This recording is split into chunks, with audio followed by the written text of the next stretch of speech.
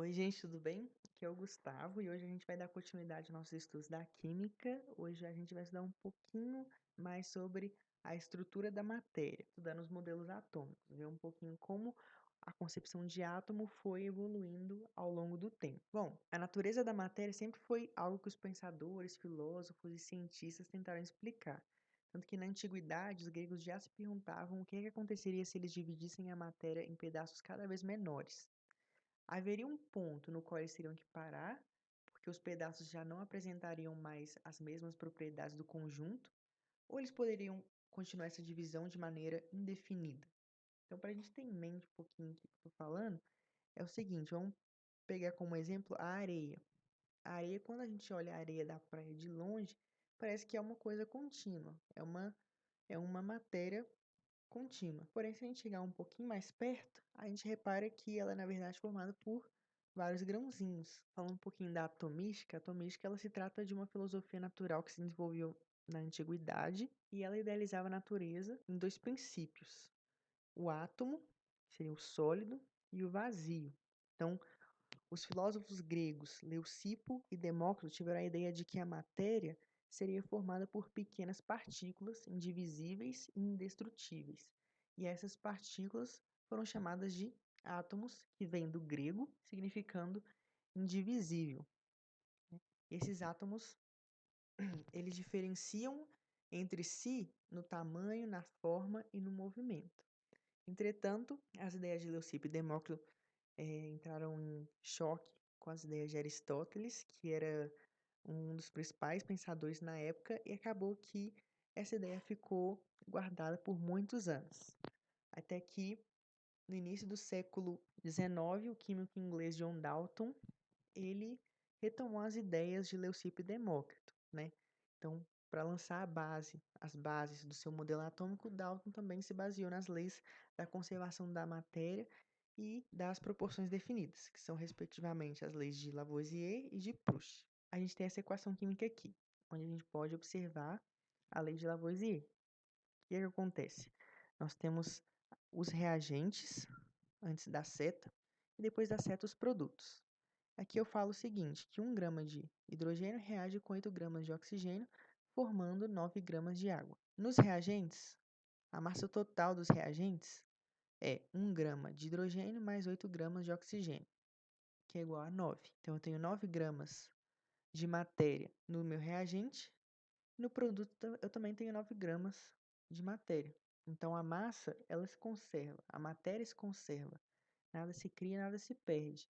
Esses átomos, essas partículas, elas apenas se rearranjam de modo a constituir novas substâncias. Como a gente pode ver, a lei de Proust, que é a lei das proporções definidas, né? Fala o seguinte, que um composto ele tem uma combinação específica de mais de um elemento. Um elemento ele vai reagir numa proporção definida com outro elemento para formar um determinado composto. Então, é o seguinte, se eu dobro a quantidade de hidrogênio no meio reacional, então antes eu tinha 1 grama, agora eu tenho 2. A gente sabe que 1 grama de hidrogênio reage com 8 gramas de oxigênio. Se a gente dobra a quantidade de hidrogênio, logo espera-se o seguinte, que a quantidade de oxigênio necessária para reagir com esses 2 gramas de hidrogênio também dobre. Então, a proporção sempre é mantida, 1 para 8. 2 para 16 é a mesma coisa que 1 para 8. Então, essa proporção ela é sempre mantida. Hidrogênio e oxigênio sempre vão reagir em proporção, questão de massa, sempre vão reagir na proporção de 1 para 8. Agora, um outro exemplinho é continuar com os 2 gramas de hidrogênio. A gente já sabe que para reagir completamente com esses 2 gramas de hidrogênio, a gente precisa apenas de 16 gramas de oxigênio. Porém, aqui adicionamos 19, adicionamos uma quantidade superior àquela necessária. Então, a lei de Proust vai nos falar o seguinte, que mesmo que a quantidade dos reagentes não foram adicionadas na proporção correta, a reação ela vai acontecer na proporção que foi definida. Se a proporção é de 1 para 8, de 2 para 16, então é dessa maneira que essa reação vai ocorrer. Se eu tenho 2 gramas de hidrogênio e 19 gramas de oxigênio, desses 19 gramas de oxigênio, A quantidade que vai realmente reagir com o hidrogênio é o quê? 16, conforme previsto por esta equação aqui. Então, se 2 gramas de hidrogênio vão reagir com 16 gramas de oxigênio, eu vou obter a mesma quantidade de água da equação anterior, obtenho 18 gramas de água, e no meu meio reacional a gente vai ter uma sobra de 3 gramas de oxigênio, já que dos 19 que a gente tinha, 16 foram consumidos, seguindo a lei, tanto a lei de Lavoisier quanto a lei de Proust. Então, quais eram as características do átomo de Dalton? Bom, os átomos eram então pequenas partículas esféricas maciças indivisíveis. Todos os átomos de um dado elemento são idênticos, então eles tinham a mesma massa, o mesmo tamanho. Os elementos químicos distintos apresentam átomos com tamanho, massa e propriedades diferentes. E um composto possui uma combinação específica de átomos de 2 ou mais elementos químicos, isso é definido pela lei de Proust. E, numa reação química, os átomos não são criados nem destruídos, eles apenas se rearranjam, formando novas substâncias, que é a lei de Lavoisier. Bom, e o modelo de Dalton acabou sendo comparado com uma bola de bilhar, sendo ele uma esfera maciça e indivisível. E o Dalton também criou uma simbologia própria para o seu modelo.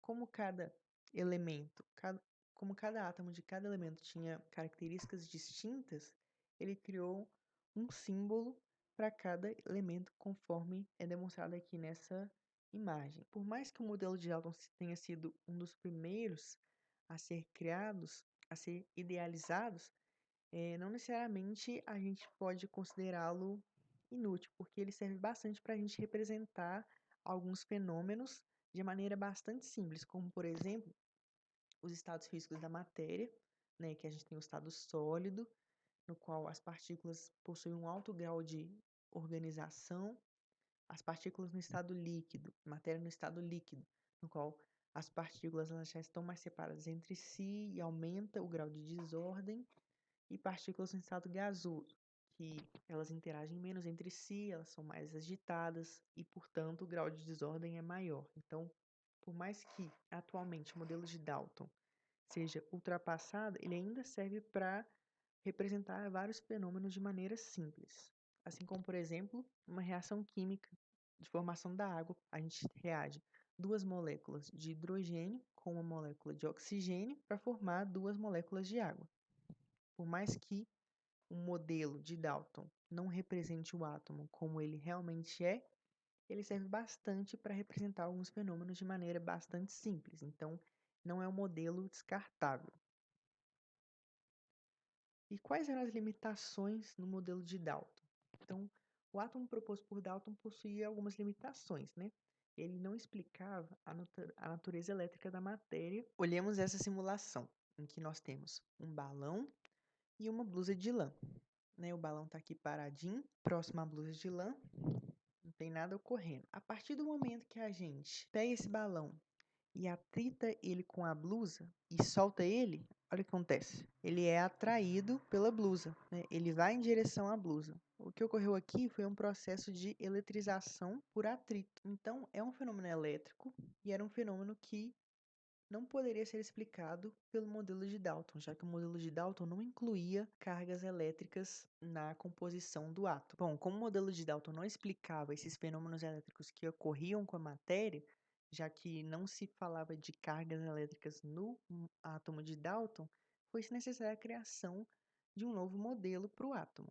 Então, no fim do século XIX, o físico Thomson investigou os raios catódicos que são emitidos ao se aplicar uma elevada tensão entre entre dois eletrodos. Então vamos ver uma outra simulação. Então aqui nós temos esse dispositivo que foi criado pelo físico inglês William Crookes. Ele é feito de um tubo de vidro vedado e dentro dele há um gás sob baixa pressão, um gás rarefeito. E a esse gás era aplicado uma tensão, né, uma diferença de potencial. E os raios catódicos são raios que são emitidos quando se aplica uma grande diferença de potencial entre dois eletrodos. A gente tem dois eletrodos aqui. Um chama catodo e o outro que chama anodo. O catodo é o polo negativo, né? Está conectado ao polo negativo da fonte, e o anodo é o polo positivo. E esses raios catódicos eles vão em direção ao anodo, saem do cátodo e vão em direção ao anodo. Aqui nós temos uma placa eletrodos de prata.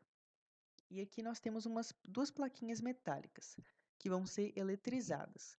Quando a gente eletriza essas plaquinhas, quando a gente começa a criar cargas entre essas plaquinhas, a gente acaba criando um campo elétrico aqui entre essas duas placas. E o que a gente percebe? Um desvio na trajetória desses raios catódicos, que antes era retilínea e passou a se desviar.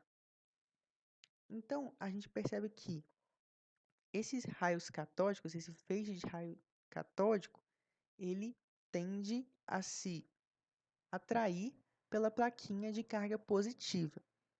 E nós sabemos que cargas elétricas iguais se repelem e cargas elétricas opostas se atraem.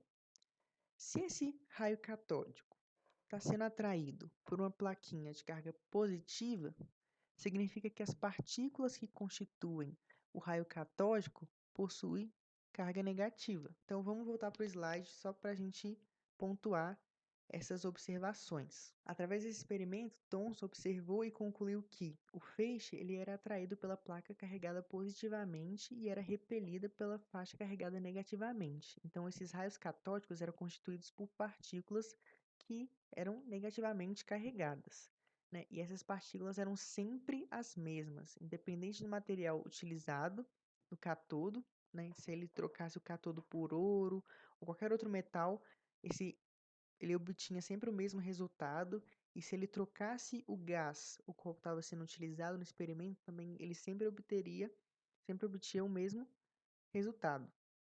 Então, ele concluiu que essas partículas que compunham o feixe de raio catódico, ela constituía também todos os átomos, porque ele sempre obtinha o mesmo resultado, não importando a substância que era utilizada naquele experimento. Então, a essas partículas deu-se o nome de elétrons, que representado pela letrinha E com um menos na parte superior. Uma outra coisa que também foi feita com esse tubo de raio catódico foi o seguinte: Thomson colocou uma ventoinha, que é uma espécie de catavento, na direção do feixe de raios catódicos. Quando o feixe passava por essa ventoinha, ela girava. Então, Thomson concluiu que o elétron possui massa. E com isso, ele determinou a razão massa-carga do elétron, que é a divisão da carga do elétron pela massa do elétron, e encontrou um número igual a 1,76 vezes 10 elevado a 8 coulomb por quilograma, sendo que coulomb é uma unidade de medida de carga elétrica. Então, Thomson determinou essa razão entre carga e massa do elétron, sem mesmo saber quais eram os valores da carga e da massa, que foram descobertos depois pelo físico Robert Millikan, né? Ele conduziu experimentos que permitiram a determinação da carga do elétron. Então, ele encontrou que a carga do elétron, que é representada por Ezinho, é igual a 1,602 vezes 10 a menos 19 coulomb. E a massa do elétron foi calculada a partir da razão massa-carga que foi medida por Thomson. Então, a massa do elétron que foi encontrada é a seguinte: ME é igual a 9,11 vezes 10 a menos 31 quilogramas. Então, dando seguimento ao modelo de Thomson, apesar dos elétrons terem carga negativa, os átomos como um todo, eles possuem carga elétrica total neutra, né? A carga é igual a zero. Então, eles precisavam de um número suficiente de cargas positivas que anulassem as cargas negativas dos elétrons. Então, com isso, Thomson sugeriu uma nova forma para o átomo, que era a seguinte: ele propôs um modelo no qual havia uma esfera que era composta por uma espécie de fluido, um material carregado positivamente, e por ela os elétrons estavam distribuídos de maneira homogênea. Porém, é claro que esse modelo tinha suas limitações. O átomo de Thomson não explicava os fenômenos relacionados à radioatividade. Portanto, foi necessária a criação de um outro modelo. Nós veremos logo a seguir. Bom, gente, Essa foi a primeira parte da aula de modelos atômicos.